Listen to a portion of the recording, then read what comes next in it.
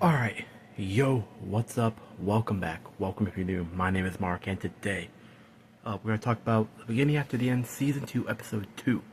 I just finished it. At the time of you seeing this review, my reaction is over on Patreon. Again, doing this all on my phone, so it's probably not going to sound incredible, but it's my reaction. You'll get to see it. So, with that said, let's talk about the episode. So this episode was very Tessia focused, which was cool to see, because last episode we got to see what Arthur was up to and all that. This episode was really focused in on Tessia, and her being on the princess, going on an adventure. And really, she was doing a lot of helping out with Vio and Faye, spelled F-E-Y. And they were going around adventuring, helping out, doing some odd jobs here and there. And it was interesting to see her learn and experience firsthand, really, what it's like dealing with the whole conflict that happened between the humans and the elves and the dwarves and all that. And how, despite the treaty still being in place, they are... How do you say this? Trying to think what the word is. There's still tensions, even with the treaty. Like, the treaty just helps for business, really, and certain other things. But really, like, at the core, it's all about, like, emotions and the heart. And deep within a lot of hearts, there's still animosity between the two. And she's experiencing that firsthand. And it's clear during the episode, you can see that she really is kind of naive to the world at large, because she still expects them to just go along with her and, like, talk to her and, like, give her information and, like, engage with her, where they don't. And so she's like, yo, I'm gonna keep doing this because I'm stubborn, but it's a little disheartening. And so, because they're currently looking for a wild boar. That's, like, what the whole episode is really about for this quest. And the boar in question has been causing a lot of trouble, but no one wants to give her the time of day, or the other two that's with her. But what's interesting, and I talk about this in my reaction, is that there's two kids that show up towards, I think, close to the middle half of the episode, and they're like, yo, the boar is this way, in a direction. And they were surprised that they spoke, but they were happy, but she was happy to be like, yo, thanks, I'm gonna go take care of it, because they want to know, oh, you're gonna go take care of it. And she's like, yeah, I'm gonna go take care of it.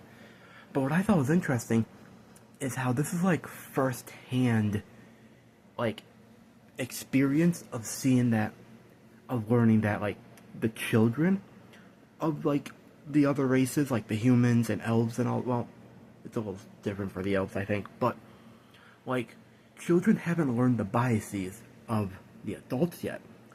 Some have, definitely, but as a large, most probably haven't. And so the fact that they're, despite being a little wary by throwing an acorn at her and thinking she's weak, they still approached her and actually talked to her, despite the fact that they probably saw the other adults not do that. And so it was, like, really interesting to really see it. And then, while this is all going on, we also get to see Lucas, I think he's a half-elf, and he is at the tavern or whatever, the guild, whatever they're at, with a note, Arthur, and, like, Elijah.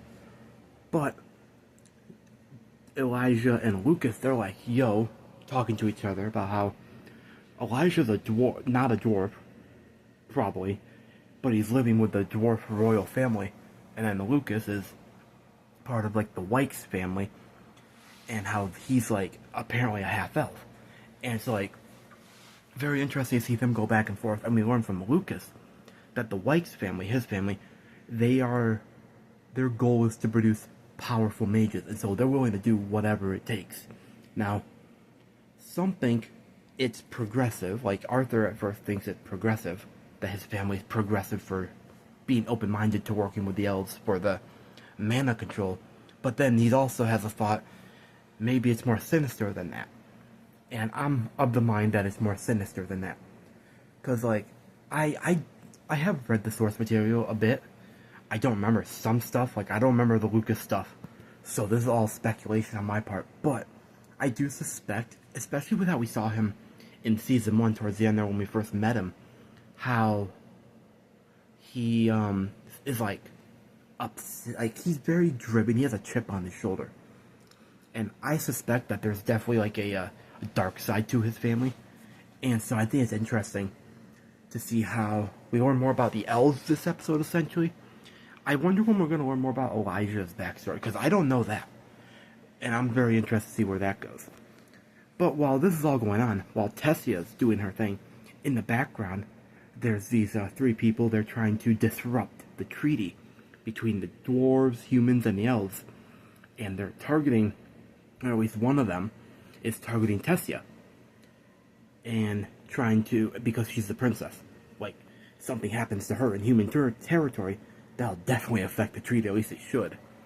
And so it was interesting to see them do that. And their plan got thwarted, obviously. It'd be too early on in the series for them to like be successful with her like dying or something. But it is interesting to see, especially because you learn from watching those 3 or 4 or whatever, watching remotely, they don't seem to be completely of one mind. They might be, but like they like teasing each other. It's very interesting to see the dynamic between those 3 as well, whose faces we can't see. We kind of see like chins, but that's about it.